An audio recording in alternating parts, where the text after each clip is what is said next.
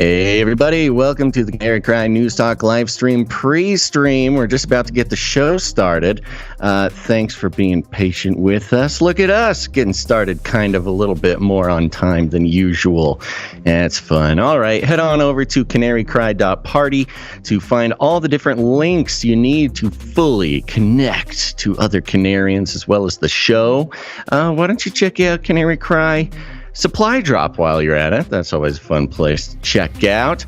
Other than that, it's just a normal show, folks. Everybody calm down. It's going to be a hoot. You're going to love it. Other than that, stay hydrated. Buckle your seatbelts. Not a joke. Let's go.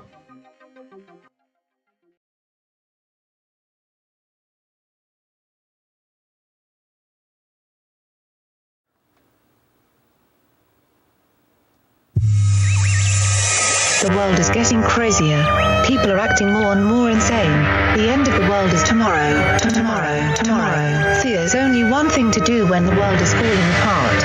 Listen to Basil and Gonz as they discuss this week's news and events through the lens of Bible prophecy. You are listening to Canary Cry News Talk. You're listening to Canary Cry News Talk. Today is June 10th, 2022. We are live to tape on episode 495. And today, Insurrection Rituals. And signing off from Off the Grid, Razzle Dazzle. I'm your best buddy, Basil. And my name is Gonz, your favorite Asian provocateur for Christ, a.k.a. the Cabana Boy, here to serve you a podcast that brings you the best news, which is the gospel message of Jesus Christ, while reporting the egregious with a well-rounded, biblically grounded take on world events, live from California. Basil, you're coming in so pixelated on video. Yeah. You look like a piece of art. I do look like a... You look like a Picasso painting. Like a cheap NFT, baby. This is incredible. That is weird. I can try refreshing, although I kind of like it. I think cool. There's some. It adds to the mystique. I will say. Yeah. There you go. I'm just trying to throw the artificial intelligence off its game. The facial recognition. Yeah. It already has a hard time. It thinks that I'm podcasting with Cookie Monster. Yeah, no, it's used to it now. But all right, folks, well, we got a great show for you today. Of course, we're going to spend a little bit of time reviewing and looking into the prime time January 6th, television event. Oh, don't miss it. The television event of the summer. But of course, after that, we're going to be checking in with Flippy. A little rundown on the current state of the gun control situation in the U.S.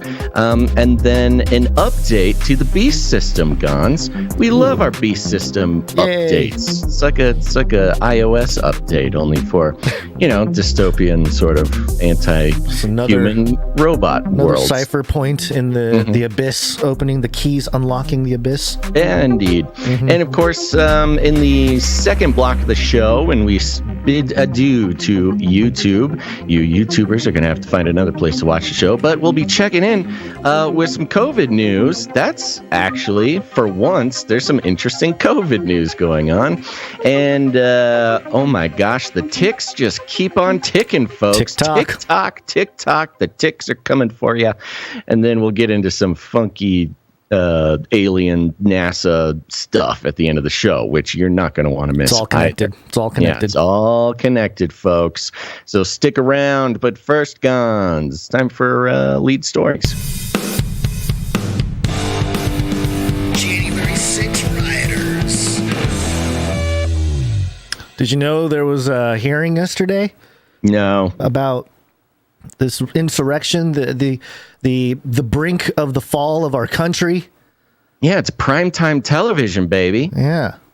As Love it. New listeners may not know, you can go back and check it out. We were live on January 6th. Yeah. And we were reporting it was happening on as we had other news to talk about. It was happening, and we dropped everything and reported on it live. Yep. And and coincidentally, it was way more boring watching it live because you didn't. Nothing was going on. It was just a bunch of people standing around with flags. We were documenting PBS, I believe, and there was a reporter inside the Capitol building, and they're coming. They're at the door. They're knocking on the door, and then they walk, and then they've breached the door. And there's people walking in, with backpacks, taking selfies taking with cops, pictures, and then interviewing a guy, and the guy saying like, "Oh, we're not here for Trump." Like, "Oh no, the wrong thing to say." Yeah, they tried to bury that, but we caught it, we documented it. But it's been a while, and been sitting on these jingles and stuff. But here we are, CNN politics takeaways from the prime time January 6th committee hearing.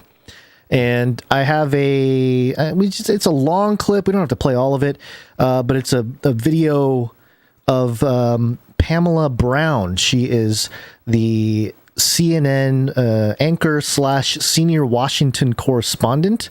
And so I thought we'd, as sort of a dual layer analysis, not just of the actual thing, but, looking at CNN. We've been tracking CNN and how they've changed their approach. So we'll see if there's any evidence of that here. But here we go. This is Pamela Brown reporting. Priority. We just had protesters. T-circle, breach the line. We need backup. Chilling new aerial footage showing the moment protesters breached the Capitol grounds on January 6. But this is now effectively a riot. The new video, part of the debut primetime hearing of the Select Committee investigating the January 6 Capitol attack. Donald Trump, the President of the United States, spurred a mob of domestic enemies of the Constitution to march down the Capitol and subvert American democracy. The focus immediately turning to the role of the former president in those crucial hours when a mob descended on the Capitol. President Trump summoned the mob, assembled the mob, and lit the flame of this attack. Summoned is a very strong word to use, not just for its magical sort of workings, but to assign Trump as summoning specifically is very interesting. Some sort of wizard. Yeah, like labeling him as some kind of magician that summons its people to act, which is not entirely untrue. It's not entirely untrue, but also, these people up here are responsible for doing that for just another part of the population. Of course.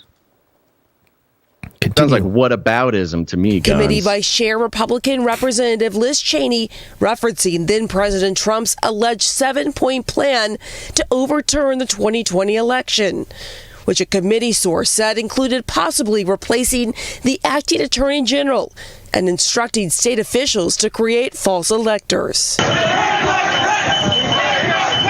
Aware of the rioters' chance to hang Mike Pence, the president responded with just real quick on the commentary here of the video footage they showed. It said it was the video they showed at the committee or made by the January 6th committee. And, it showed the chanting. You can hear, hang Pence. Is that what it said? I couldn't quite hear it, but that's what she's claiming that it said. Right. Well, let me play it again. But also the imagery of like B-roll of a noose for no reason, That's the kind of stuff that they add in there to... Well, is it the one that was set up? Allegedly, they did put like a show noose, like as part of the Pence... an effigy of a noose Okay, up let's in take front a of the look at Capitol. To create false electors. Hang Mike Pence. Aware of the rioters' chance to hang Mike Pence, the president responded with this sentiment, quote, "Maybe our supporters have the right idea. Mike Pence, quote, deserves it." Testimony also revealed that it was Pence who called Joint Chiefs of Staff Chairman General Mark Milley, demanding that the National Guard defend the Capitol. Milley had further testified that the president's chief of staff called him to say that they needed to dispel the narrative that the president was not taking action. We need to establish the narrative that that the president is still in charge and that things are steady or stable or what's that thing. I immediately interpret that as politics. Red flag for me personally, no action, but I remember it distinctly. That's the Milley quote. That's something that interesting. Milley popping up a couple different times on our show in the last week or so. The speech at West Point talking about urban warfare and like cyber clans or something. Yeah, robot I think wars. that's an interesting sort of quote from him. We need to establish the narrative, right, that the president is still in charge. Yeah. So, which is again interesting because in this context of Trump bad, he's the one he's trying to establish this other narrative to sort of uphold his agenda. Right. Which is like, yeah, everybody does that. What, you guys don't try to talk about a narrative to uphold? CNN. What aboutism, Gonz? Whatever. Okay. Your whataboutism is a whataboutism. So what about that? How about that? Yeah, good one. Obviously recorded testimony from former Attorney General Bill Barr disputing the president's claims of election fraud was played. I made it clear I did not agree with the idea of saying the election was stolen and putting out this stuff, which I told the president was bullshit. That was sorry. the president's I daughter. Completely forgot about that. That's okay. Forgot. Keep moving. It's all right. It's a Ivanka Trump. Family show. I respect Attorney General Barr. So I accepted what he was saying. The committee says the president... that was Ivanka Trump, just real briefly, because they brought her up. I do have this. There was a sub-headline here. Oh, maybe I just got rid of it. Yeah, there's some drama, some family drama. Yeah. With the Ivanka Trump testimony. Yeah. Daily Mail, basically, I'll just read the headline because Daily Mail, of course, does a great job of writing paragraphs for headlines that tell us what's going on. Trump throws Ivanka under the bus after she told January 6th committee she didn't believe the 2020 election was stolen. Furious ex-president says his daughter had long since checked out and was not involved in looking at votes. So there you go. Fun. Good times. Well, it's interesting because when these elite families, I think they kind of have an understanding that at some point they have to kind of watch out for themselves. If it's better for Ivanka to disconnect from her father, that means that it's better for her father in some way. Yeah. So I don't know. Of course, the media is trying to make this out into some big,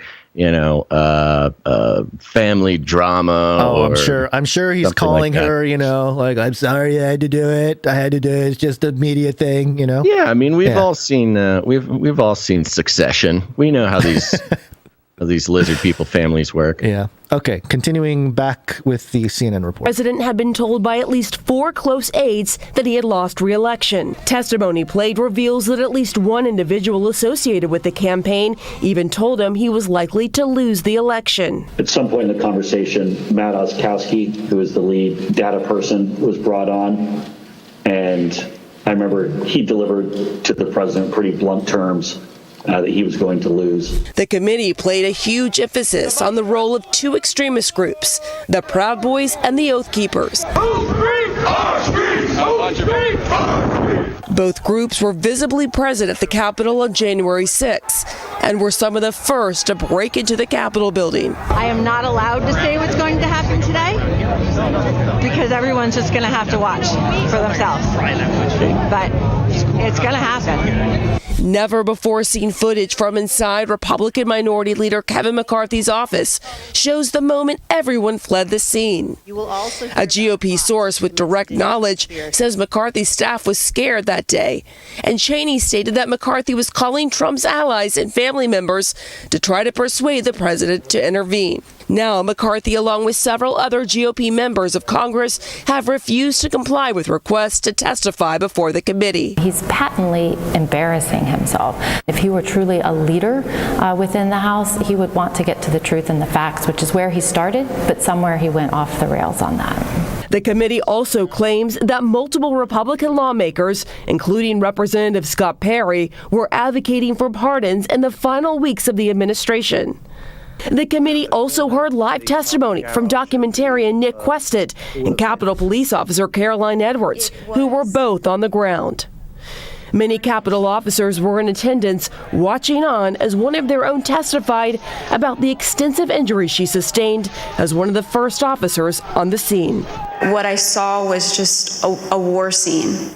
I saw friends with blood all over their faces. I was slipping in people's blood. A spokesman for former President Donald Trump slammed the January 6th committee hearing as a production, not a legislative hearing, in a tweet suggesting the public hearings won't hold eyeballs ahead of the November midterms. And of course, Brianna, the second one will be held Monday morning. All right, we got more coming up. Part 2 coming up Monday. Yeah. Honestly, I think the whole thing was just as boring as this rundown was. Yeah. Which was, it's exactly that. It is theater. I mean, you don't put something on primetime television if you're not planning on, distracting people or putting on a show. I don't think most whatever. people. What was the primetime thing before January 6th? What do you mean? Do you know? What was the big feature prime time? Well, nobody knows. I mean, I don't know. No, I mean, I'm saying nobody pays attention. I don't know, man. It's prime time. That's what I'm saying. Nobody pays attention to this stuff. Prime. So they need eyeballs. They do the political thing. The political prime time is always good for getting attention. This is a political move. That's why it was mostly sort of liberal mainstream news institutions that were airing it. Yeah. And it's funny because it's bad TV. It was, look, I did not watch it live. I don't even have live TV. I saw clips coming out. The most provocative thing was that cop lady talking about it was a war zone. Yeah. A war zone. Okay. I think there's an interesting connection to this prime time, legal proceedings thing that the public was kind of primed for, or I think they were banking on the fact that the Amber Heard Johnny Depp trial had become sort of like a sensation, an entertainment sensation. Mm-hmm. People were obsessed with it, tuning into every clip, clipping it, posting on social media. It really sort of subsumed certain people's life. For a while. It was the most entertaining thing going on in the world. A beautiful distraction from, World War III, our government, inflation, selling out taxpayers to the military-industrial complex and manufacturing a conflict that they claim they don't want happening. All the awful things happening in the world. The Johnny Depp Amber Heard trial was a wonderful distraction that really captured people's imaginations.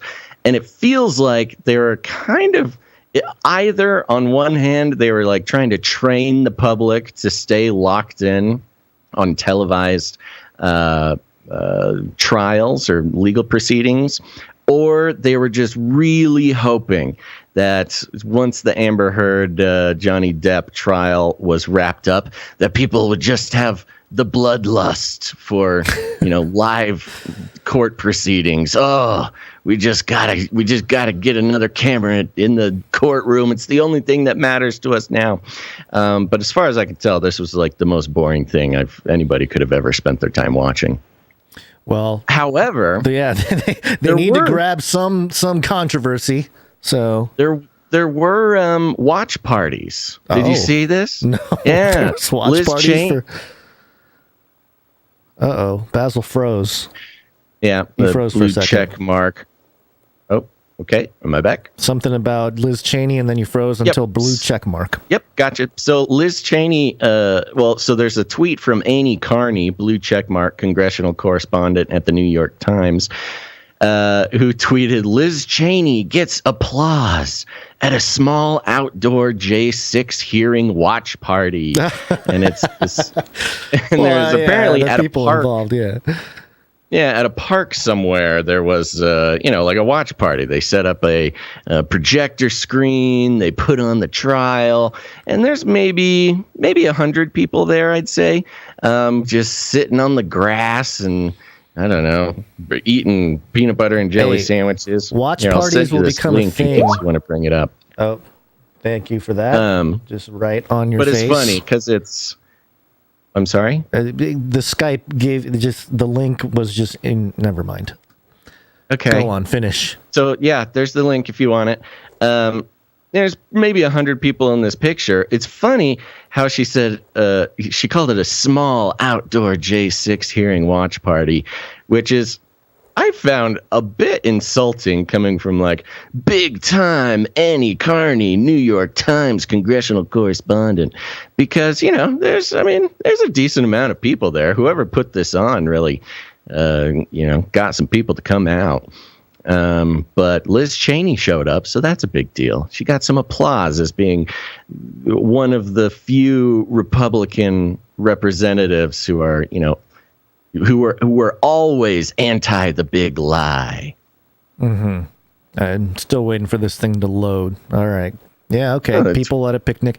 I was going to say that this is very much what we'll probably be doing in the metaverse, like watch parties, except you're just in your avatar. Oh, this could very much be a scene straight from the metaverse. I mean, this is basically what the metaverse is right now. You just show up and sit on fake grass, and watch things. So, they got to draw some kind of controversy. So they went to Truth Social, which I think is very fascinating. We always complained about how tweets were news. People would just take tweets and make it news. And this is maybe solidifying Truth Social as some kind of symbiotic thing for media, to continue the Trump hate train going. This is Daily Beast headline: January 6 organizer has meltdown as House committee lays out its case.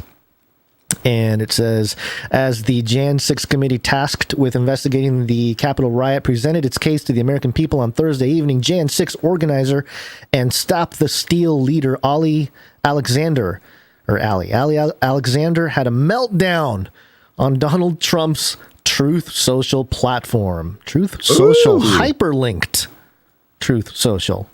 Yeah. Oh, wow. They really want people to go to Truth Social. Actually, no, it's to another Daily Beast article about how Trump lame. ripped off Twitter or something like that. Anyway, it says, and it quotes all the tweets. Edited audio, he wrote, quote, have you ever seen a video with more fake edits and splices? This video is a spoof. Audio is completely edited. Which is like, all right, Ollie, like every video is edited these days. It's like, you relax. What was he referring to? Something in the trial? Like probably some the part of what we saw with the the noose and stuff. I mean, we pointed it out. I think that's what he's talking about. Okay, continuing here. More true. What are they called when they post stuff on Truth Social? They're called truths. Truths. They're truths. Okay. Yeah. Truths. You truth something. J6 committee, you won't be getting an Oscar for this. Hoax! Alexander continued as he sent out a dozen frenzied posts about the testimony. Quote, this is so overly scripted, all teleprompter, no authenticity. This ain't convincing anyone. In another message posted to Truth Social, Alexander, who spoke to the Jan 6 committee for more than 8 hours back in December, wrote, we, period, did, period, nothing, period, wrong, period, all caps. Alexander didn't return the Daily Beast's request for comment following the committee's testimony. The twice impeached former president likewise attacked what he billed as the, quote, unselect committee, refusing to, quote, play any of the many positive witnesses and statements. Quote, "Our country is in such trouble," he concluded on Thursday night. On Friday morning, Trump was still livid over the committee's presentation of new evidence surrounding the Capitol riot. He blasted out 8 more messages on his platform, railed against the proceedings. Like an AR-15. The Daily Beast needs to get their terminology right. You know, he blasted out 8 more truths. That's what they need to say. Quote, "A one-sided, totally partisan political witch hunt," Trump exclaimed. I'm sure they felt so good writing this article. He then doubled down. One more sentence. Real quick, back to your point. Yeah. Back to your point. The point you just made, where they're calling it messages. He blasted out 8 more messages. Yeah. Only now, instead of calling it like a tweet or something, calling it a truth. You truth something out. You post a truth. That actually, in this instance, in this context, is genius, and probably why he we have not seen a whole lot of like reporting on messages or truth on Truth Social, because then the outlet has to say he blasted out 8 more truths on his platform.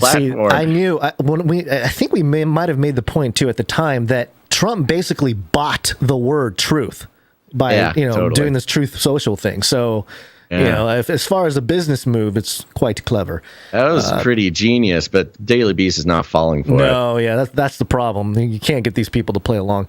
One more sentence here in the article. He then doubled down on his support for the riot, writing, quote, "The so-called rush on the Capitol was not caused by me. It was caused by a rig and stolen election," which is like, oh, okay, so you are admitting that that it was a riot. You're not denying, he's sort of agreeing that it was a riot. He didn't call it a riot. I know he didn't. He said the so-called rush on the Capitol. I know. And so-called meaning somebody else called it that. Right. But, it's still not denying it. But anyway. Well, I think you mentioned this before the show, and I'll just say it now.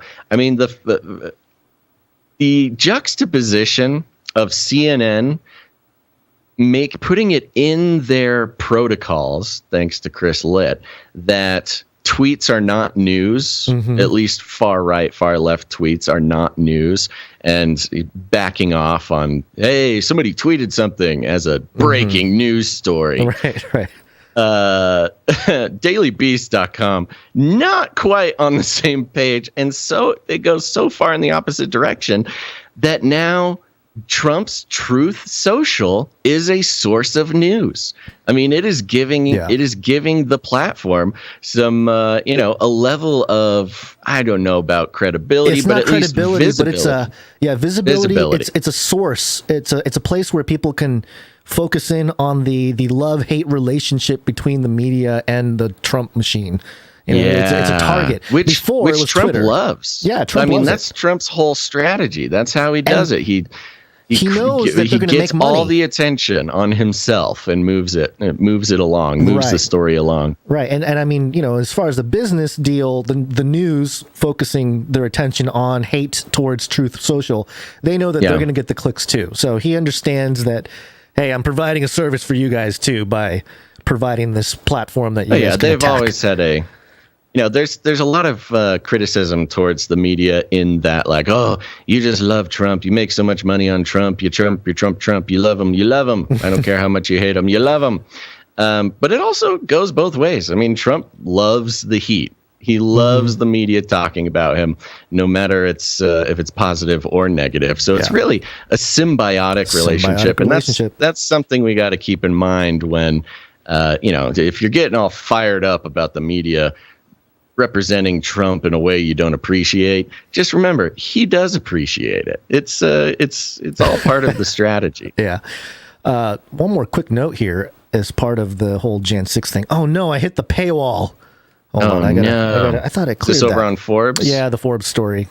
Go ahead and tell it, and I'll... yeah, I got it here. The headline here over on Forbes, FBI arrests Michigan GOP gubernatorial candidate Ryan Kelley on January 6th. Related charges. The FBI arrested Michigan Republican gubernatorial candidate Ryan Kelley, one of 5 GOP candidates in the state, on misdemeanor charges related to the January 6th riot, according to a criminal complaint filed Thursday.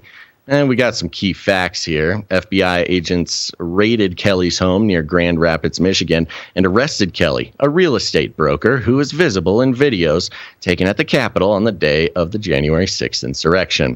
The criminal complaint cites 4 charges. Whoa, I got it. They almost got me with a paywall for a second. That was crazy. Cites 4 charges, including disorderly and disruptive conduct in a restricted building or grounds, knowingly entered or remaining on restricted grounds without lawful authority, and knowingly engaging in any act of physical violence against person or property in any restricted building or grounds. Some of the same charges that have been filed against a host of alleged participants in the January 6 riots. The FBI did not immediately respond to a request for comment from Forbes, but FBI spokeswoman Mara Schneider confirmed the search and arrest to several outlets. Kelley is expected to appear in federal court later on Thursday, the Detroit News reported. Last June, the Michigan Democratic Party shared a video of Kelley in which he appeared to cheer on rioters at January 6, shouting, "Come on, let's go. This is it. This is war, baby." As protesters climbed the steps of the building. Is that part of the quote? This is war, baby? This is war, baby. Yeah. I mean, that's what got him. It sounds like that's the most compelling piece of evidence they have. Come on, let's go. This is it. This is war, baby. Which is hilarious and a great example of how sort of the frenetic madness of a crowd can take over. It's kind of like a Dean scream almost. Yeah. You know? Yeah. It's like, this is war. Really? Is it war? Or are you just like really excited You're right just now? really amped. You're the crowd got you going, and yeah. It is. Kelley has said he did not go inside the Capitol building, claiming in an interview with Michigan outlet MLive last year that he left, quotes, once things started getting crazy.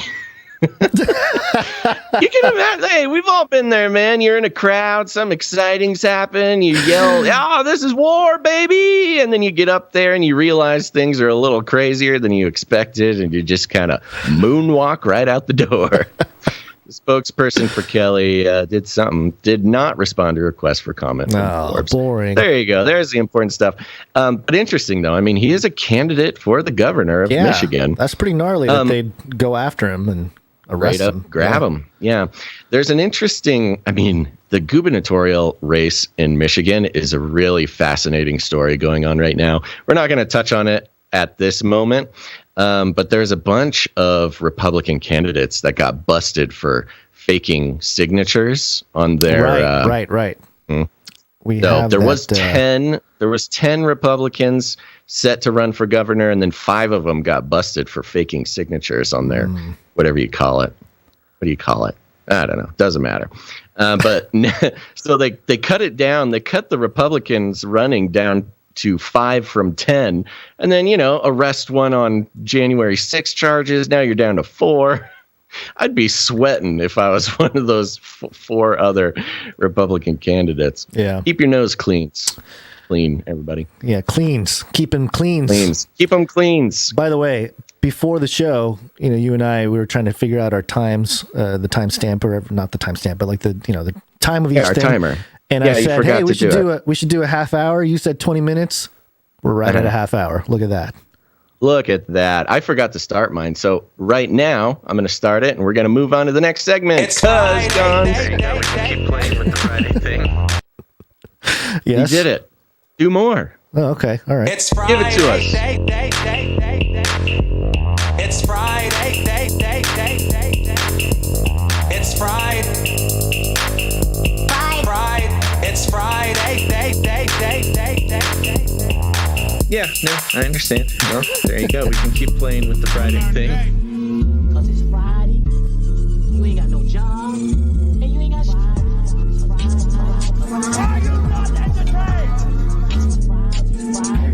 It's Friday.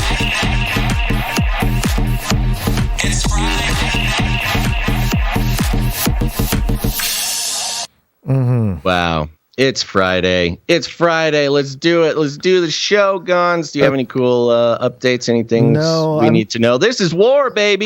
I'm just worried about our time thing. Pomodoro is probably completely unsynced, just so you know. Because we're already, on my clock, we're supposed to be at Flippy right now. So, okay, just to let you know. Well, yeah, sure. Okay, that's my thing. You can't let the people in on our back end timers here. I'm just trying. They don't want to hear about that. I know, but I'm just saying. I'm communicating with you as part of my update for today because there's not much else going on between. We're already off. Well, I don't really have anything else either. I gave the Kevins, the emus, a shower this morning. They loved it. Yeah. Yeah, I've set up some rodent traps.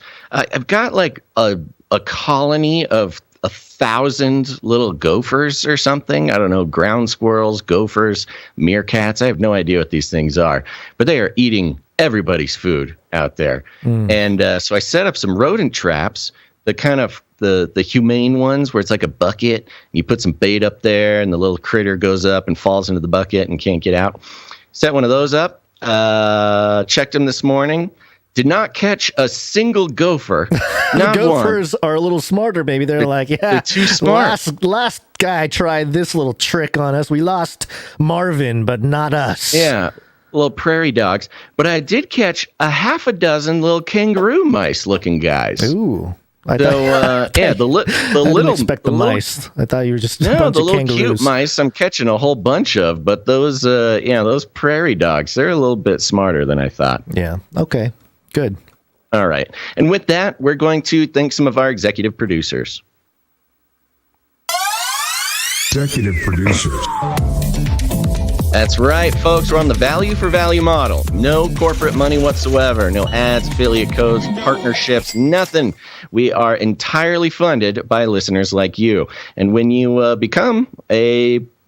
you support the show with your time, your talent, or your treasure, you become a producer, and that's why I've got to thank the producers. And if you're interested, there's still time in producing this episode. You can head on over to CanaryCry.Radio.com/support. CanaryCry.Radio.com/support. That's right. And our executive producers are producers who come in with their generosity and their responsibility to keep independent media truly independent, out of the clawy, scaly clutches of corporate advertising industry. And we do have one executive producer today, carrying a heavy burden for the rest of us, and that is executive producer Teresa Y. Thank you, Teresa Y. She's like our own Mother Teresa. Okay. I don't know. I'm just throwing stuff out there. Yeah, no, I got it. It took me a second. Sorry, it took me a second to catch up to what you were referring to. But yes, thank you very much, executive producer Teresa Y, making the show available for the rest of us. We're very happy to have you here. And we will read notes and thank more producers later on in the show. But for now, it's time to check in with perhaps the most important producer of this show, and that is Flippy the robot arm. Well, let's make sure we give Teresa her due here. Where'd you find this? And now we can talk about the mechanical thing that is messing with us. Nice. Flippy update. Do you want fries with that? That's right, folks. Whoa, excuse me. Time for the Flippy update. If you don't know, Flippy is our colloquial name for the disembodied robot arms that are taking our jobs, enslaving our children, and flirting with our spouses. We use talking about Flippy as a way to explore all the new, fun, and exciting ways that robots are taking over the world. Now there's nothing we can do about it. Today, the Flippy update is coming from PowerEngineeringInt.com. Power Engineering International. Ooh. And the headline is Robot Arms to Protect Staff During Nuclear Waste Categorization. UK-based system integrator Delkia is working on a project with robotics company Kawasaki to develop and test software to control a robotic arm used in nuclear waste categorization. According to Delkia, operators currently dismantle equipment and manually sort contaminated materials while wearing PPE like gloves and air-fed suits. This means staff must work near potentially dangerous nuclear substances. The partners aim to use the project to enhance worker safety, ensuring maximum protection and from radioactive materials. Quote, having robot-led waste categorization processes in the nuclear industry is one way to ensure workers are kept safe from radioactive exposure, said Stuart Shane, UK marketing and sales manager at Kawasaki Robotics. Oh, good. We're getting it from the marketing and sales manager. Quote, good stuff. Manual management of nuclear waste is also costly and time-consuming, particularly in the current employment climate, where many industries must cope with labor shortages.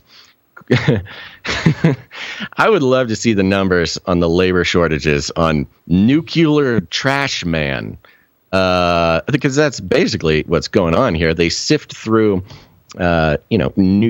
radioactive material. Separating out the radioactive from the non-radioactive material, which, look, in this job climate, when power is sort of being handed back to the worker and people are reassessing their lives, I don't know how much these guys get paid. I know the regular waste management guys, they get paid okay. Is this up the ladder for them? Is there a career path for people? You work your way up from neighborhood waste management professional to nuclear waste management. Yeah, a guy driving truck. He's like, I've driven did the trash truck for 10 years. Time for me to move up to something bigger. Now you got these robot arms. Yeah, well, seems like a career path to me. It's something, yeah.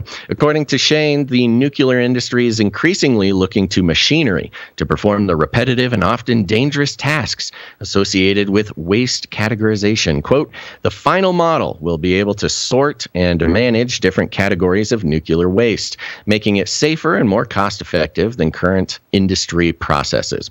We look forward to collaborations with the Delkia team, added Shane.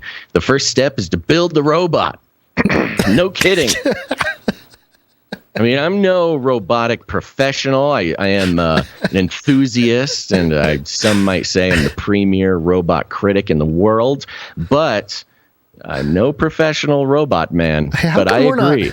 If we made an announcement that we're doing a podcast, would we ever get the kind of attention, get it in a magazine?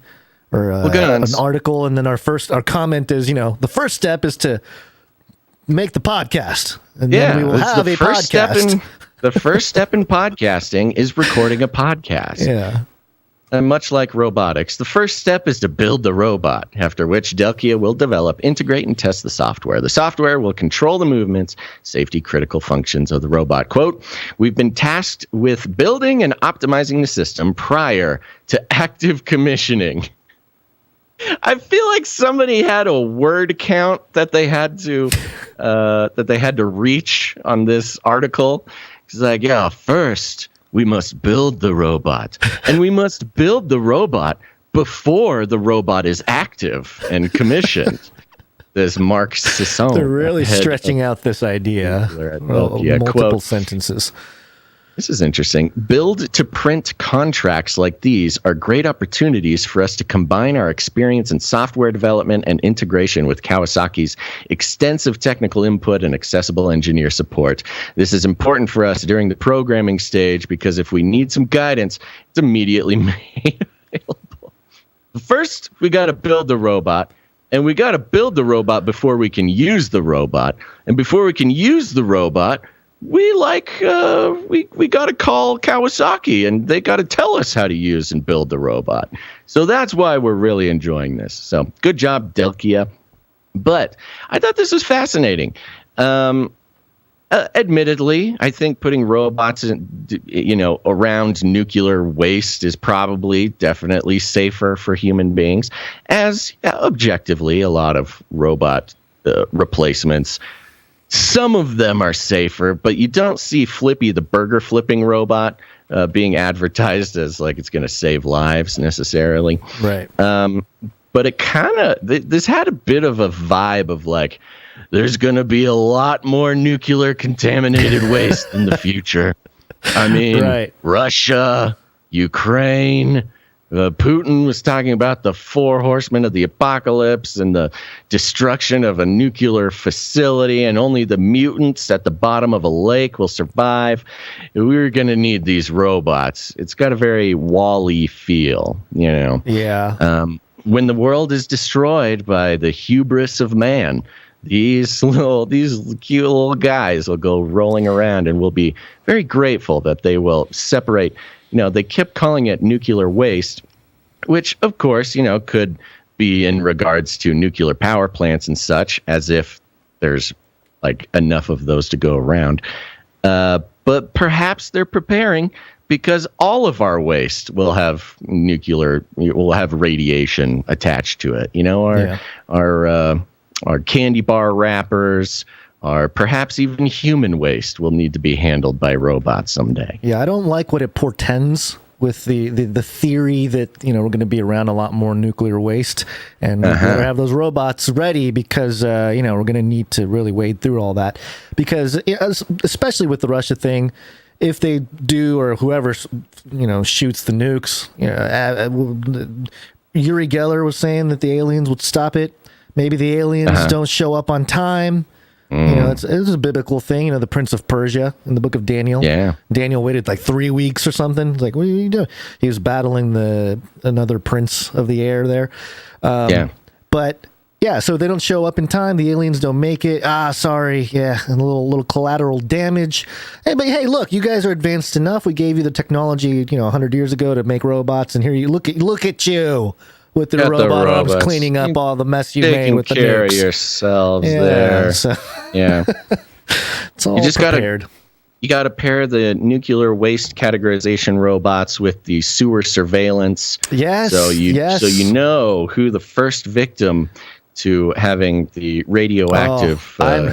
I'm not looking forward to nuclear COVID. That variant is going to be nasty. Nasty. Oh, it's coming. You know it's coming. Super monkeypox tick. Mm-hmm. Well, there is your Flippy update for the day, everybody. Excellent. Go to CanaryCry.Party. Put it in your browser. Do it. Find the live stream, the clips channel, email list, text notifications, street team posters, show notes, ways to connect with other Canarians and become a producer. Welcome to CanaryCry.Party. It's the place you wanna be. So say, welcome to CanaryCry. Gameplay, CanaryCry.Party. You know it's true, folks, and you know what I'm going to say next. I'm going to say go check out Ravel. It's a podcast I do with Dr. Christopher Ryan Gates where we, we explore scripture, society, and scandal. We have tough conversations in good faith. You're really going to enjoy everything that's going on over there at Ravel.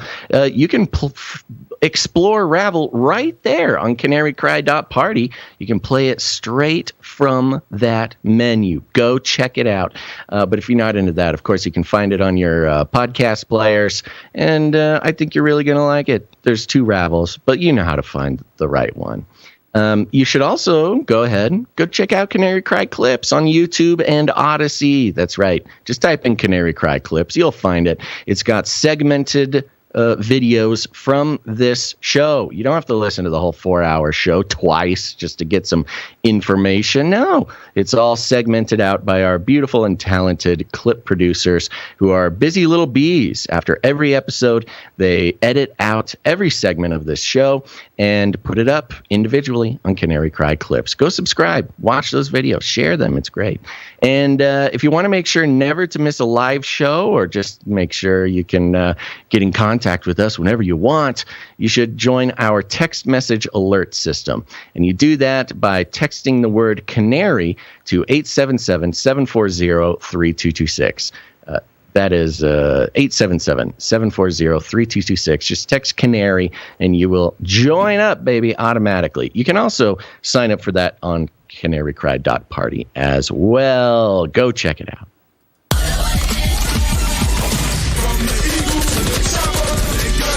I think the deer wearing Kevlar vests. Gun violence is an epidemic.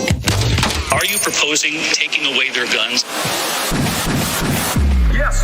Enough prayers. Time for some action. You want to take everyone's guns away. Bingo. Enough prayers. Time for some action. We're going to take your AR-15. We're not going to give up. We'll find you. We'll find you. We'll find That's you. right. Some gun control updates. The subject matter continues to evolve. I, real quick, wanted to bring everybody's attention. I thought this was a great exercise in media literacy here, especially news media literacy. Gonz, if you want to pop up that... It's already there, brother. Okay, cool. Yeah. Cool vibe. Well, if you... this popped up from The Hill, and they were reporting... on the Maryland mass shooting that was happening at the time. Well, when was this? I believe this was yesterday. Yeah. And the original headline, I am not seeing it. I must have a big delay. Oh, there it is. The original headline was "Multiple Victims Reported in Mass Shooting in Maryland Town." But it caught my eye immediately that mass shooting was in quotes, quotation marks.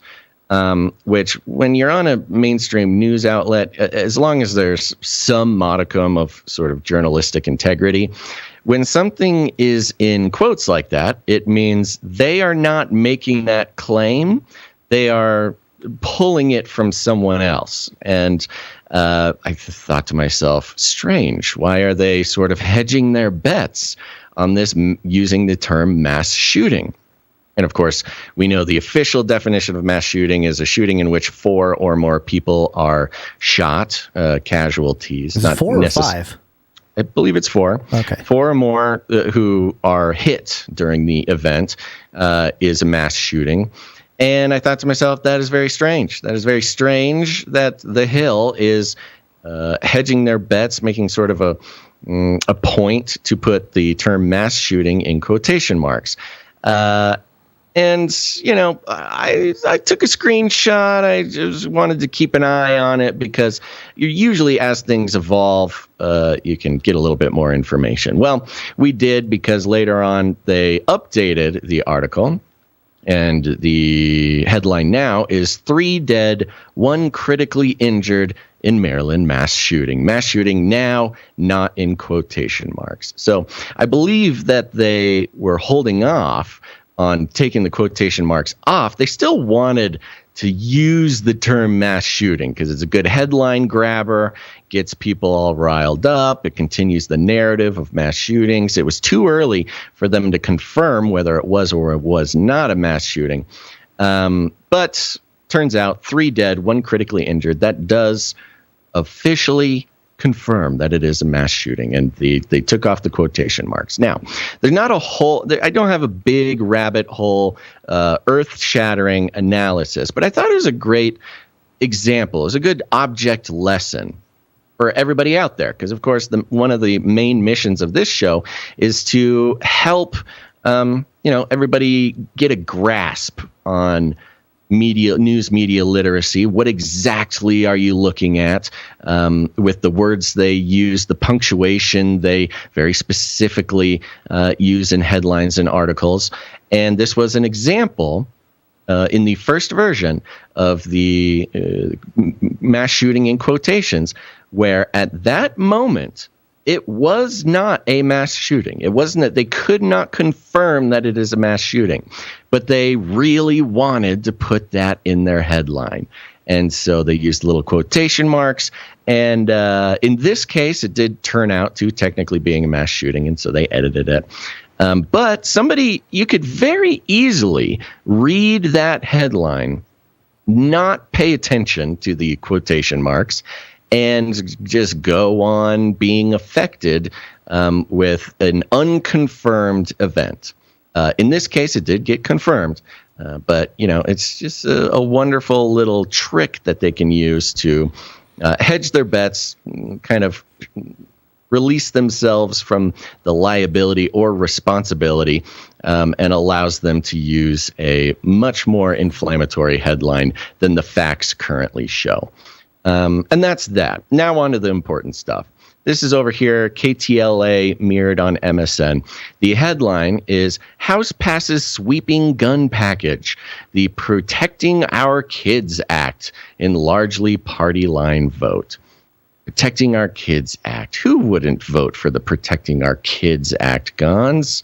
It's a genius piece of why not children? Why is it kids?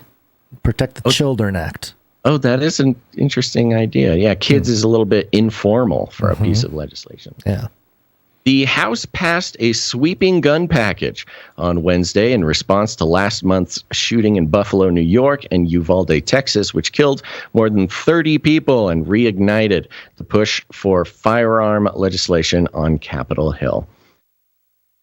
And, real quick, I don't want to be too picky with this, Gonz, but 19 killed in Uvalde, or was it 21? I guess it was 19 kids. And 19 kids, yeah. 19 kids to adults, 10 in Buffalo. So, yeah, okay. It was 31 people. Yeah.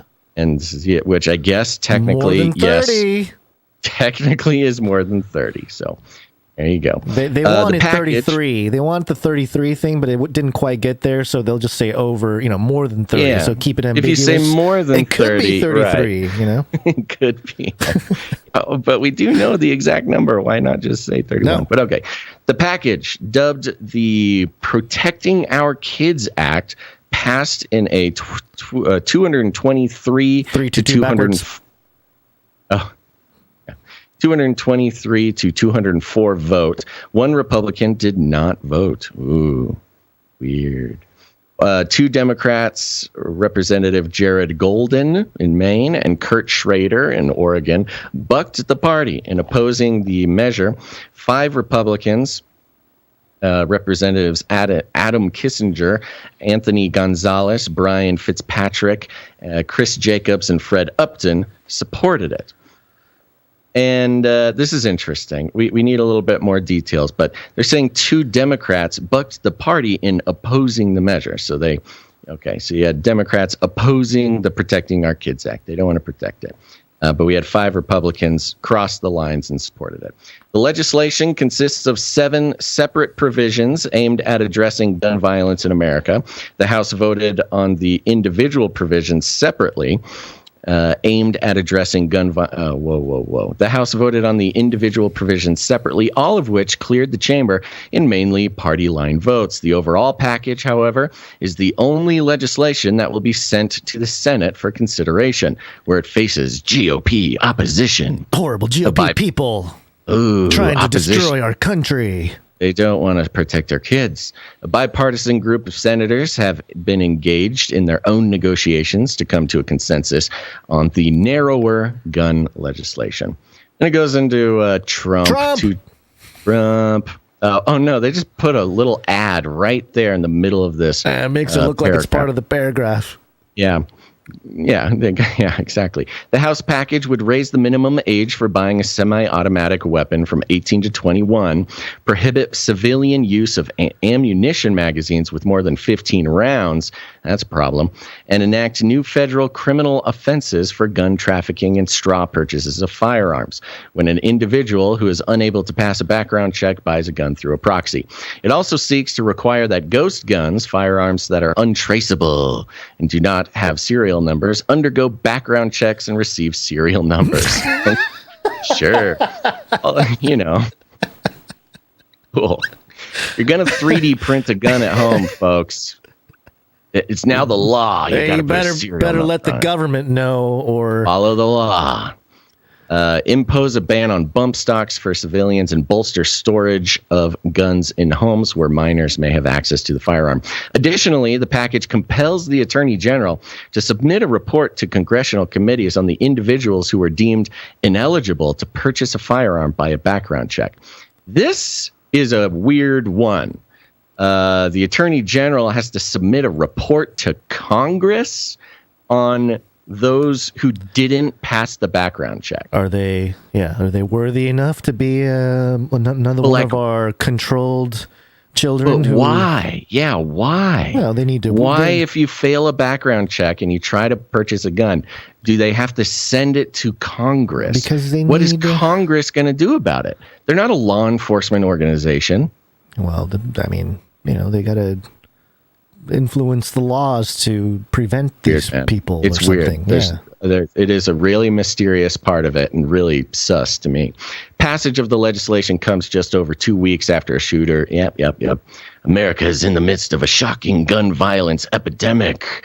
Yeah, weird. It just kind of starts happening out of nowhere on a election year. And it just kind of keeps going. Bunch of quotes from everybody. Nancy Pelosi gets in there. Jim jumps Jordan. down here. Yeah. Most Republicans, however, were not on board with the overall package. In a memo to House GOP lawmakers on Tuesday, Minority Whip Steve Scalisi's office recommended that members of the conference vote against the legislation, arguing that the measure egregiously violates law-abiding citizens' Second Amendment rights and hinders Americans' ability to defend and protect themselves and their families. On the House floor on Wednesday, Representative Jim Jordan, the ranking member of the House Judiciary Committee, reiterated that stance. And then there's 2 paragraphs of him reiterating the exact thing we just read. Some Republicans have called for measures to increase school security and et cetera, et cetera. Republicans bad. So there's some things in there that are actually quite problematic. Some things that are kind of useless, some things that are pretty problematic. Now, this was just the House vote, which, look, God bless our representatives, but the House is the House is where the theater happens. The House is kind of a virtue signal by the lizard people. When things pass the House, people get excited that a step has been made, that the government is making progress, that they're taking an issue seriously. And if it passes the House, they get to throw up some confetti and say we're doing something. And usually things die on the vine at the Senate. This, of course, for legislation to pass, it has to pass in both houses. And analysis after analysis of this that I've read, nobody is taking seriously the idea that this will pass the Senate. The makeup of the Senate right now generally would not have the votes to pass this into law. And the Senate is a little bit more on the receiving end of the benefits to our politicians that are provided by lobbying groups. So, if you consider the gun lobby, a very powerful lobby with a lot of money to make a lot of things happen, most of the senators, especially Republican senators in this case, are going to be on the take. And some Democrats, by the way. I believe Manchin is a big gun lobby guy, and possibly Sinema as well. So, it is one of these things where it is passing the House will inflame the situation. I've already started getting all the emails from the firearm newsletter people telling, trying to get my money. If I don't make a $100 donation, then if you don't give money, then you're going to lose your guns, man. This is how this works. I got to donate to the cause, or else the Senate is going to take away my guns. As it stands now, unless there's some sort of upset or error, oh my gosh, would it be surprising if this passed the Senate? But, weirder things have happened in the past couple of years, Gonz. Well, they're going to try to spin up a few more of these probably leading into... it feels like they already had the big one. I think Uvalde, right? Yeah. Uvalde was sort of the pinnacle of creating that conversation. So, because obviously they got to the House here. But yeah, I think you're right. Yeah, I mean, it was the kickoff. Yeah. Did you shut yourself off there on video? Yeah, sorry. Hold on. I'm having some issues. Sure. Here. It just covers up half the screen. So, I'm sorry. I'll be back in a second. Okay. Well, let's move on. Speaking of the beast system, beast system. We were going to bring this to you last episode, but we ran out of time, so we're going to do it now. This is a headline from Wired.com, And it is goes like this. Apple just killed the password for real this time. Oh, for real. Okay. Here's what the article says. Your passwords are terrible. Year after year, the most popular passwords leaked in data breaches are 123456, 123456789, and 12345. QWERTY and password come close behind, and using these weak passwords leaves you vulnerable to all sorts of hacking. Weak and repeated passwords are one of the most significant risks to your online life. For years, we've been promised a more secure, password-free future, but it seems like 2022 will actually be the year that millions of people start to move away from passwords. At Apple's Worldwide Developer Conference yesterday, the company announced it will launch passwordless logins across Macs, iPhones, iPads, and Apple TVs around September of this year. Instead of using passwords, you will be able to log into websites and apps using passkeys. Oh, are we going crypto here? With iOS 16 and macOS Ventura. It's the first major real-world shift to password elimination. How does it work? Passkeys replace your tired old passwords by creating new digital keys using Touch ID or Face ID. Apple's Vice President of Internet Technologies, Darren Adler, explained at WWDC. Yeah, and I can save us some time on this, but the main focus of this whole thing is, it's the same beast system strategy, the same technocratic strategy that we have seen replayed over and over and over. And what they're doing is getting rid of the very concept of a password, where you won't need to create a password, you won't need to remember a password, you won't need to forget your password. But how do we verify? How do we verify ourselves? What do we do? Subsequently reset your password. No. Instead, they have been developing. A lot of companies have been developing this. Google's been working on it since 2008. Apple and who else? A lot of companies have been working on this. But the long story short is, no, passwords, they're gone. They're going to be gone forever. And why would you even need a password if you could just read your thumbprint, your Touch ID, or your Face ID? Get your nice little, 3D digital scan of your face, get it in the facial recognition database. And there you go. We're making life easier on you, baby. It's going to be safer. It's going to be easier to... How many people have your face? Mm-hmm. Only you are unique. You're a unique creation of God, and we will leverage that in our technology so nobody else can breach. And here's the thing. You might be thinking, what's the big deal? Like, I already can sign into stuff with my Face ID and my fingerprint. I mean, hopefully, if you're listening to this show, or if you've been listening to it for long enough, you will not have fallen into that little trap there. I have not used mine. I still don't use it.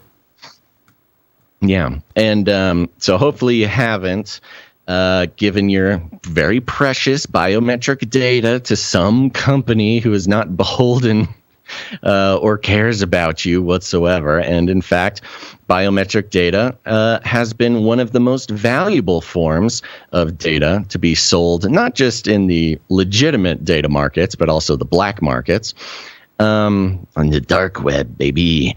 But here you go. Now they're moving into a period where they will be phasing out the very idea of a password forever and for good. Like, it won't even be an option. It's going now. It's not going to. That's the part that bothers me. Is like, at least leave the option. I know they're going to make it very inconvenient or whatever to try to encourage you to go, with the biometric side. But just leave us. Leave us. What are we, Gen? What is it? We're millennials. Millennials. Leave us millennials with our key punching passwords. Passwords, they're so retro, man. They're cool. They're the like generation bell that holds on to actual typey passwords. Yeah. And so they're actually releasing this update this year, later this year. Yeah, that's a problem. But I will say they go on to say, it's still sort of a phasing strategy. It's not like we're going to lose the ability to have or use any password in September, but it is sort of the official launch. It is the official beginning of the end of the password this September, if it ends up coming out. And part of the whole idea of collecting data on every individual, that's part of the, it was written in the United Nations Agenda 2030 thing. They want every born citizen of the world to have identification. That's what they said as part of their thing. And I think it connects to what we just talked about with gun control, because, one of the things of the 7 things that they were talking about in the bill was to be able to track every gun. I think here, let me pull up the bill here. I think it's like number 6 or 7 or something, or 4 maybe. Number 3. Sorry, number 3. Requirements that all firearms be traceable. Modernization of the prohibition of undetectable firearms.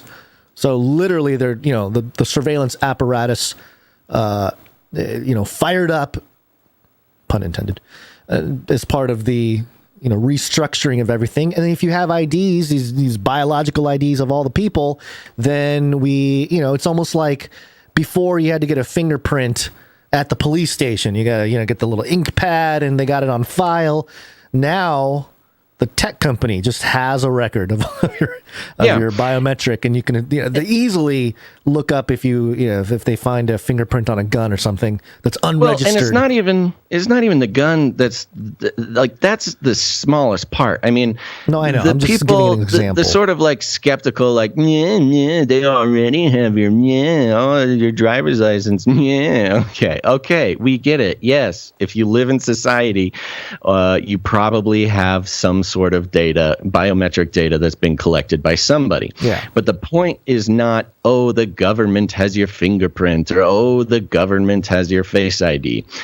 The point is that when big data companies, Silicon Valley, who are not held responsible by, a democratic republic government with at least some sort of facade of accountability and restrictions, when it's a big tech company, especially if they have headquarters overseas, they can do whatever they want with the biometrics. And it's not so much they can connect your driver's license to your gun permit or something via your biometric data. It's, you used your biometric data to sign into Facebook. So now they can connect not just your government records, but they can connect it with all of your Facebook data, every web page that you visit. If you use your biometrics to sign into your Google account, boom, every email you've ever sent and received can easily be connected to your government profile. Can they do this already? Yes, they can. But if you've followed any of the privacy lawsuits, you can see very clearly, at least what's been shown in Discovery and other investigative sort of journalistic pursuits, is that it's very easily fightable. Because if it's a password, somebody else could have your password. It's not really proof that it is actually physically you doing something. So what it really is doing is it's almost like the same threat that some organizations feel about blockchain, which is, once a piece of data is entered, it can never be erased, and it's verified over and over again, and it's sort of the closest thing that you can get to digital truth with a capital T. But now, every time you open your phone, every time you connect to any service or account or anything, connecting that directly to a verifiable face scan is going to go a long way to increasing the power, not only of, Silicon Valley, big tech, which we've gone through the analysis of how big data is the new oil. Data is the most important asset or commodity that a nation state can control at this point. And we've seen really very sort of intense geopolitical sort of fiery battles to control data over anything else. Maybe not battles like the types of battles we have for oil, but legal battles for sure.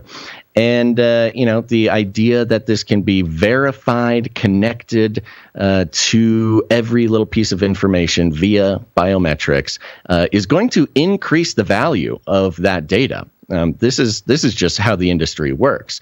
If the data can be verified via biometrics, that increases the value of that data, which then feeds into sort of the evil monstrosity of the data, big data industry, which is really playing a huge part in forming and shaping what the technocratic future looks like, even on a geopolitical level.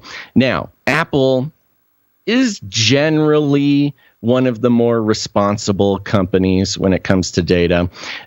After they kind of got busted almost a decade ago now, approaching a decade, I guess, they really changed their tone on handling a lot of data. They've done a lot of good stuff, mainly locking out their competitors from your data, like Facebook and Google. If you're using Apple infrastructure, your data pretty much just stays with Apple. And a lot of their encryption stuff is actually pretty good, and Apple can't even see a lot of your messages. But, that's just out of the kindness of their hearts. No, I'm just kidding. It's marketing. It's marketing, and it's in order to draw as many privacy-minded users as possible into the company. And the fact is that they can turn on a dime at any moment and just undo a lot of that stuff. I was going to say, they're like the perfect Trojan horse in that regard. They have that reputation of being very good with people's privacy and their data. Mm-hmm. But yeah, I'm not more concerned, but another concern, not just the data collection and the immutability of that data associated with your biometrics. I don't know. It still can be manipulated, I guess, if it's within a centralized type of thing. Somebody can add something in the back end and be like, it's just associate all these websites with this guy's biometrics. So I don't see how it's like as any far better. as Even in terms of privacy, but and that's kind of the point. Is like it's not better at all. It's significantly worse. It's worse. and accessibility is another thing.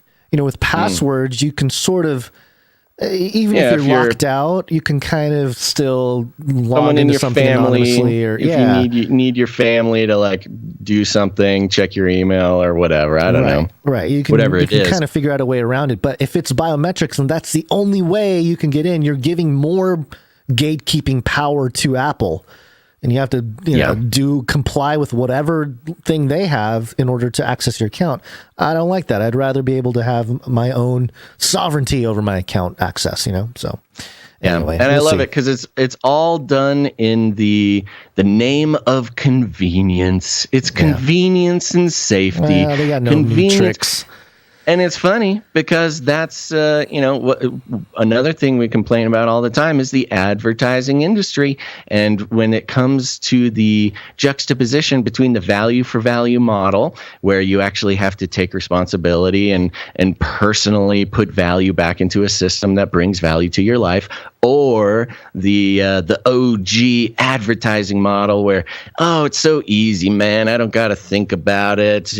My favorite independent news analysis and deconstruction podcasts, they can just get paid on the back end by advertisers. I don't want to be responsible for that. It's all convenience, folks. And that's what the beast system is all based on. That's how they trick you into it, baby. And we'll talk a little bit more about it right now in our break. It's break time! Come on, take a break. That's right. We're just taking a quick break, folks, but don't go anywhere because after the break, we got a great COVID segment and ticks segment. Checking in with the ticks. Big things are happening with the ticks and the COVIDs, folks. So don't go anywhere after the break. Those of you who are on YouTube, you'll need to jump over to another outlet. So just prepare for that. But first, I want to remind everybody about the value for value model. No, it may not be the most convenient way to support your independent news analysis and deconstruction. It may not be the way that we grew up in taking media, where news media as well as entertainment media was all funded on the back end, had nothing to do with the viewer. We just got to sit back and be spoon-fed whatever the corporations decided was worth existing. But no longer. That model is not only is it in our opinion, seems like at the very least, an interesting analog to the very concept of giving up your freedom, giving up the things that you value for an easy and inexpensive life. But with the value for value model, it's very simple. I don't know if you know this, but the way it works is we create value. We do it 3 times a week. And if you get any value out of this show, no matter what it is, if it's, news, analysis, education, humor, entertainment, community, whatever the case may be, that value can only continue with the participation of our producers in the value for value model. And who are the producers? They're you. They're you, dear listener. All you got to do is take a moment and decide that you will raise a rebel fist in the air against the lizard people's advertising industry, where they incentivize creators like Gonz and I to think of you and your brain, dear listener, perhaps even your heart and your soul, as a commodity to be bundled up and amassed in larger and larger numbers and shipped off to advertising corporations for our own personal gain. And what do they do what do they do with it? Well, they use it to subtly, psychologically manipulate you into spending money you don't have on things you don't need. And that's not something that's good for anybody nowadays. But the value for value model is a way for all of us to take responsibility for the future of independent media. And if you get it, you get it. If you don't get it, you'll get it someday, but hopefully it's just not too late. So for those of you who want to put value back into the system, you believe in the cause, you believe in the show, you believe in the concept of independent media maintaining actual independence and not being subtly shifted by the corporate profit motive or the corporate interests and corporate money. Keep corporate money out of independent media is what I'm saying. Head on over to CanaryCry.Radio.com/support. CanaryCry.Radio.com/support. That's right, CanaryCry.Radio.com/support. Lots of great ways to support the show over there. If you're a cryptocurrency person, you can see all of our public wallets. You can support the show on a monthly basis. If you want to commit to keeping the show going, you can sign up for the supply drop, which will get you even more value in return for adding value to the system. But if commitment is not your thing, you can make a one-time producership in any amount. And Gonz, are you ready to thank our executive producer for the day? Ready. Okay, let's do it. We're doing it. Okay, here we go. Executive producers. That's right. Our executive producers are those producers who are they're taking the lead. They're brave war heroes. You know the thing against the battle of the advertising mind control. They realize the value for value model is the only way to sustain true independent media, and they carry a heavy load for not just us, but for you, dear listener. They are benefiting you possibly more than anyone else. And so we like to thank them here. And today's executive producer, just one today, and that is executive producer Teresa Y. Thank you, Teresa Y. Very generous. Indeed. Amazing. Indeed. Thank you very much, Teresa Y. Comes in with a nice flat number there, which is a good time to remind everybody.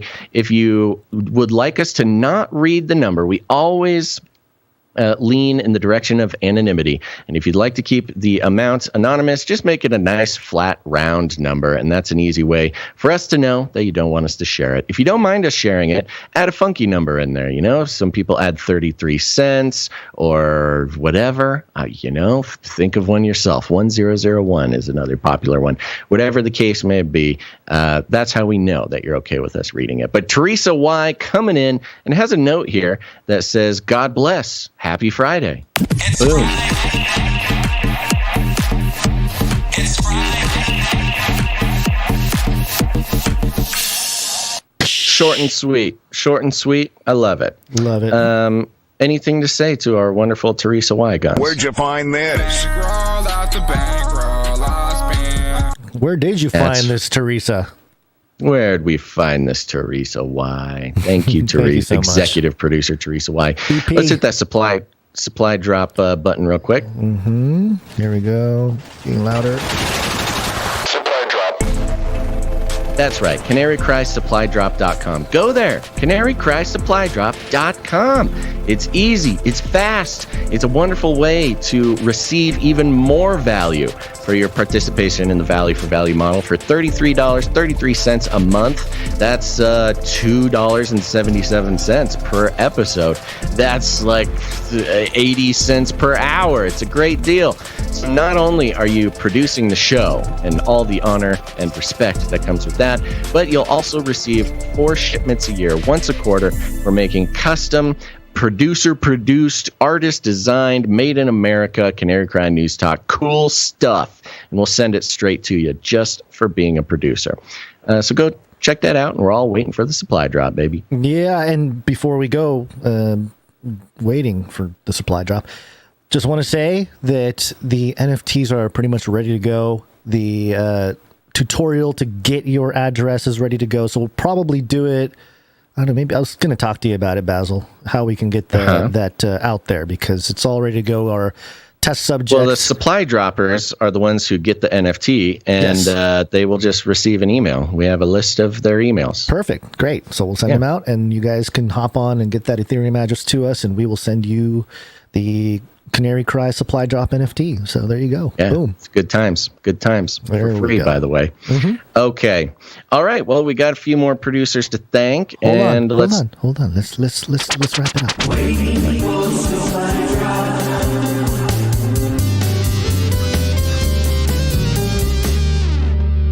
Wow. We got a form here we have to keep. Okay, we got some producers to thank. Are you ready, Gonz? We're ready to go. Yeah, this was nice. It was a nice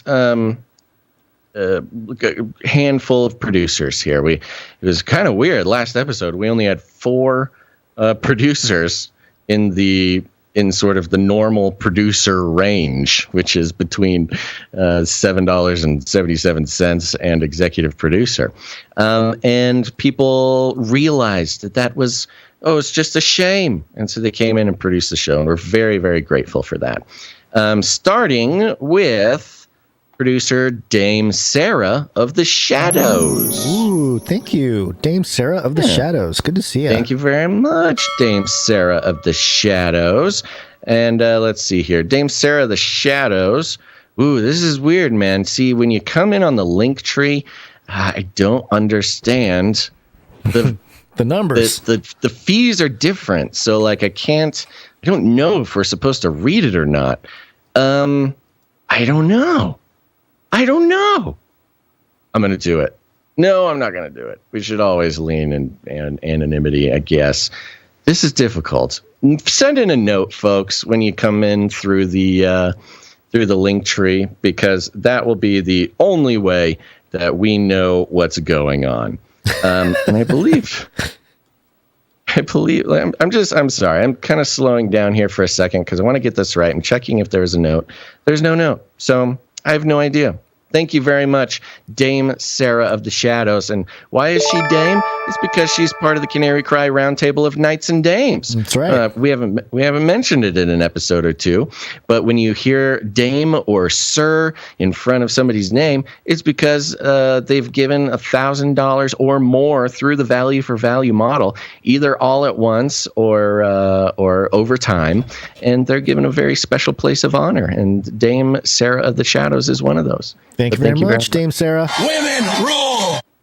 Next up, we got another Dame, Dame Lady Night Little Wing coming in. Dame Little Night, the Dame Lady Night Little Wing, sorry. Yes, Dame Lady Night Little Wing. Thank you very much. And that was another nice round number. We appreciate that. Next up, we got producer Dustin B. Dustin B. Yeah. Dustin B coming in, and you guessed it, through the LINKTREE. Everybody loves the LINKTREE, apparently. But I think we're gonna do this. I think Dustin B came in for $42. Ooh. Or $43.16. One of those. Okay. Yeah. So thank you very much, producer Dustin B. Someone's getting that $1.16 somewhere. Somebody is. I know. Everybody's got to get a taste, don't they? Next up, we got Runk Smash is back. Hey, Runk Smash. Yeah, thank you very much, Runk Smash. Runk Smash comes in with another. He comes in with $35. And it's because of this note. Hey, everyone. I've done another lap around the sun, which means I'm now 35. B&G, please hit me with a happy birthday jingle. Happy birthday. Happy birthday. Happy birthday to Runk Smash. Thank you, Runk Smash. Happy birthday, Runk Smash. Around the sun. What are you, a glober? He's a round sunner. No, the flat Earth just spun in place 35 times. Pop. Next, the note continues. And if at all possible, a medley of the choicest jingles topped with a Dean scream. You want to put together a little happy birthday buffet for Runk Smash here? The choicest. Are you getting? Did your video die, or are you getting rid of yourself? Just don't pay attention to me. Do the Runk Smash thing. It covers half Sometimes the I thing. turn off my video because I got to do something. Okay, well, let's see. I do it all the time. Okay, well, here we go. How dare you? A new world order. I tried to tell you.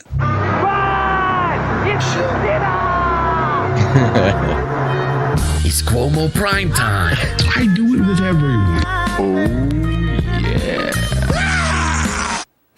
Yeah, very nice. Cuomo primetime. Oh, I miss Cuomo primetime. Always a good one to pull out when people request jingles and we haven't heard it in a while. Do you have a propaganda rooster sitting around somewhere?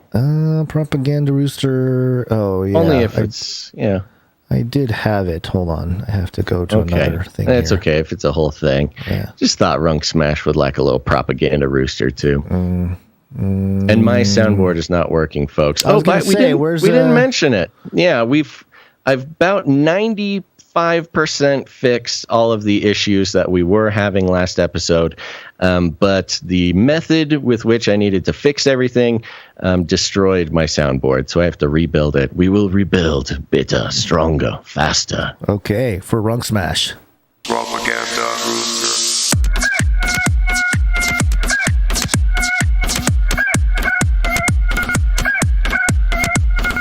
That's nice. Thank you, Runk Smash. Happy birthday, buddy. Next up, we've got producer Stephen D. Stephen D. Coming in for 33 and 33 in fees. Illuminatus. Yeah. And a note here, cheers to today being the last day I'm 33. Hey, got another happy birthday. Yeah. Yeah. Happy birthday. Wow, double birthday. Happy birthday to Yeah, happy birthday, Stephen D. Last day I'm 33. Fortunately, it didn't end up as a news source Illuminati signal. Oh, thank goodness. Yeah, you're right. Love you guys and thankful to all the help you've been to me and anyone listening. Thank you, Stephen D. Thank you, Appreciate Stephen it. D. And one last time, happy birthday. I said B, but D. Stephen D. I was looking for Stephen, but I can't find it. It's okay. That's an old one. Thank you very much. Hey, was Rock Smash on a streak at all? Nope. No? Okay. Just wanted to double check. Next up, we've got producer Arnold W. Hey, Arnold. He's back. And Arnold W. comes in for $33.33 in fees. Oh. Yes. Fun, huh? Is there a note? Thank you very much, Arnold W. Didn't see a note from him, but nice to see him back. Yeah, good to see you. Thank you very much. Next up, we got producer Morv. Yeah, Morv. And Morv is on a 101 episode streak. Thank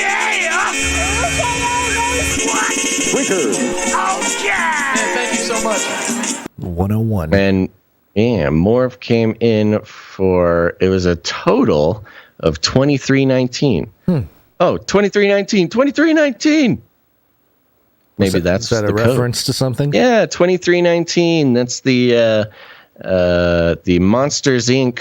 code for, a child has made it through the portal. Oh, great. Yeah, that weird quasi child the note says, movie. hope everyone has a great weekend. Psalm 46, 10 through 11. Be still and know that I am God. I will be exalted among the nations. I will be exalted in the earth. The Lord of hosts is with us. The God of Jacob is our fortress. Thank you very much, producer Morv. Thank you, Morv. Yeah, that passage, I always cringed when people used it in a sense of like, oh, you must be calm. And wait for the Lord to speak to you. Because in the context of that passage, I think that's the passage. I got to double check it. But it's talking about the enemies of God being still. Like God basically saying, like, stop, be still. Oh, interesting. I am God. Like he's sort of rebuking the enemies, which is which has been used instead as like, be still and quiet your mind and let God speak to you. Oh, right. So it's an interesting way. It's more of a shut your mouth. Right. Shut your mouth. I'm bigger and stronger than you. Yes. So that's always fun to point that out. But yeah, thank you very much, Morph. Love it. Thank you, Morph. Next up, we got producer James M. coming in for 1111. Thank you, James M. Feels like James M. It's on a streak too, but maybe not, huh? He was no longer. Next up, we got producer Sandra K coming in with 1179 recurring on the Patreon. Oh, thank you very much. Yeah, that's very nice. That's a Tower of Babel amount. Yeah. Oh, here's a little update. Gonz, I forgot to tell you this. I figured this out right before the show. Patreon is currently holding back our payment from last month. Oh, why? So we've got some things to work on. I don't know. We got to address it afterwards. Did we say something about COVID or gun control or something? I don't think so. Okay. It seems to be some sort of formality. However, I don't know why it would come out of nowhere right now. So I don't know. It's a little sussy. Yeah, our time with Patreon might be coming to an end. Might be slowing down, yeah. All right, thank you very much, Sandra K. Next up, we've got Sir JC, Night of the Techno Squatch on 113 episode streak. Thank you so much. 1001. 1001. Amen. Right, the 1001 says, Happy Wednesday, dogs. This is not the right. This is not the right note. This either came in real late or the note was not here's updated. the right note. Okay. I got it. I'm thinking that those GMO mosquitoes are really hitting their stride this summer. My legs are absolutely lit up. Oh, God, why do these demon bugs exist? Anyway, happy Friday, Canarium. More on that later, by the way. Yeah, we got a great mosquito story coming up. We might be helping out Sir JC and others who are suffering from the mosquito attack. Yeah. Stay tuned for the mosquito stories. Thank you very much, Sir JC. Night of the Techno Squatch. Next up, we've got producer bot LX Protocol V2 coming in with a pocket full of sevens and fees, and he's on a 42 episode streak. Carry this message to Hiram a bit. That's right. He's the answer. Oh, we got a couple more people coming in here. Did I already thank producer Amanda M? Amanda M? I don't think I did. Thank you very much, producer Amanda M. Thank you, coming Amanda. in for their 33 in fees. Oh, there you go. Illuminati status. Illuminatus. Okay, there we go. And that concludes our list of producers who came in the amount of $7.77 or more, which entitles them to have a note read on the show. But we got a few more people coming in under that amount that we will thank now. Okay. Starting with Jonathan F. Jonathan F. Jonathan F. is on a 5-episode streak. Okay. Next up, we've got Michael M. Michael M. Thank you very much. Very much, Michael M. Then we got Darren S. on a 5-episode streak. Darren S. Thank you very much. We got the Streak Sisters, Veronica D. and Gail M. on a 131-episode streak. Okay, we'll doodle it up here. Thank you so much. Women rule. There you go. Right. True. Next up, we've got Sir Scott Knight of Truth on a 156-episode streak. Yes, they call him the street. Fast thing on 2 feet. Thank you very much. Then, of course, we got Sir Scott. Casey the Shield Knight. Oh, yeah. On a 166-episode streak, baby. What? Fast thing on 2 feet. Whoa.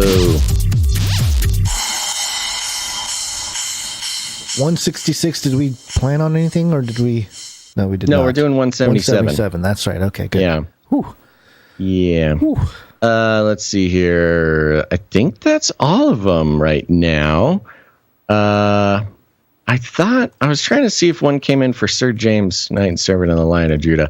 Let's just go ahead and give Sir James, Knight and Servant of the Lion of Judah 98 episodes in a row. 98? Yes. Oh.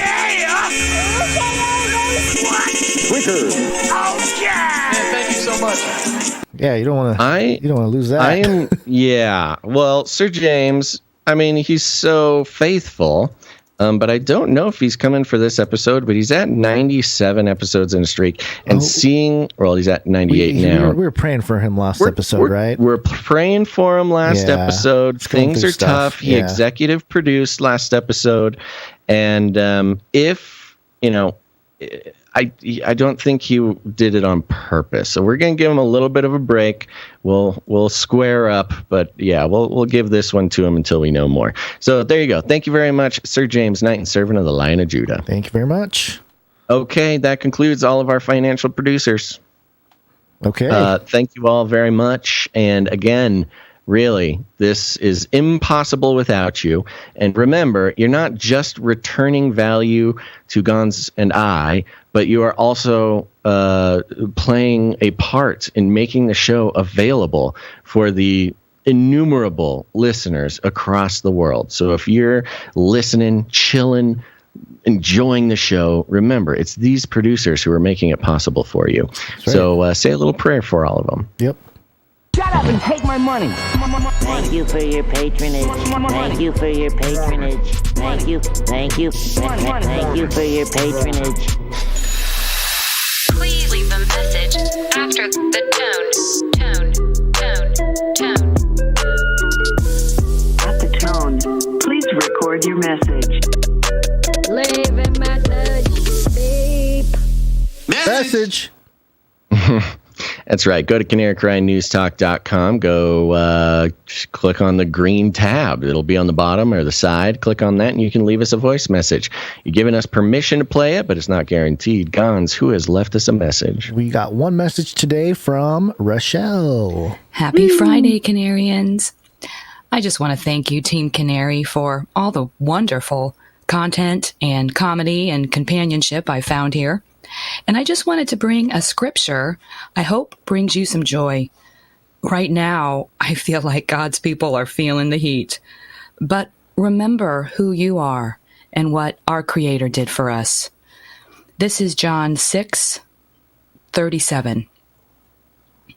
maybe 35. Start reading at 6:35. Those the Father has given me will come to me, and I will never reject them. Abba gave me to the Son. Upon the cross my soul he won. His protection, no rejection. We're a part of the election. Remember, guys, stay strong for Jesus. Have a great weekend. Thank you very much. Love it. Amen. Great stuff. I love these breaks with when Rochelle comes in. Very it helps reset. Kind of after all the crazy news stuff. Yeah, it's good. Good little break. Just one message. That was it. That's it. Yeah. Okay, sounds good. Well, I say we wake on up, Gonz. Keep the train a moving here. Those of you who are on YouTube, what comes next is too hot for YouTube, so you must go to CanaryCry.Party. Find another outlet to watch or listen to the show. Yes, Let's go. Wake up time. Hey, yo, wake up. Okay, it's happening.